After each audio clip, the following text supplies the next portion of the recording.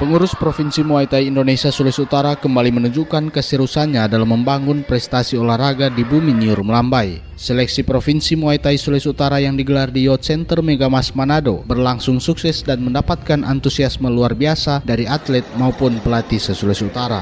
Ajang yang menjadi pintu gerbang menuju kejuaraan nasional Muay Thai 2026 ini diikuti oleh perwakilan dari seluruh 15 kabupaten dan kota di Sulawesi Utara dengan jumlah peserta mencapai lebih dari 100 atlet.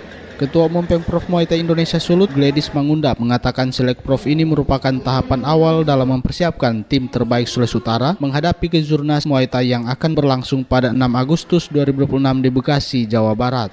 Ia pun mengaku terharu menyaksikan perjuangan para atlet, pelatih, dan seluruh pihak yang terlibat dalam menyukseskan kegiatan tersebut. Para atlet tampil habis-habisan demi menunjukkan kemampuan terbaik mereka dan merebut kesempatan mengenakan seragam Sulawesi Utara di tingkat nasional.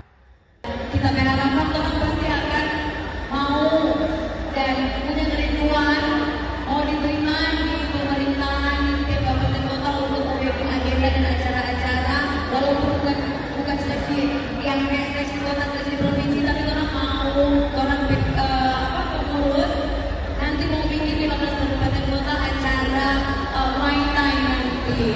Jadi ada street fight nanti, baru ada Muay Thai juga. Banyak orang pemuda akan diseleksi untuk PON bela diri 2026 yang akan diagendakan 26 Agustus 2026 nanti.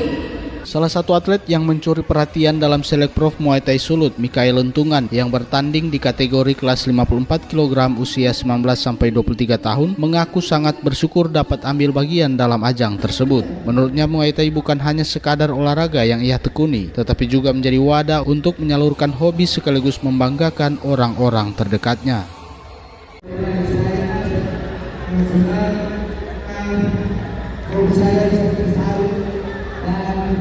Bisa mengenal orang tua, keluarga,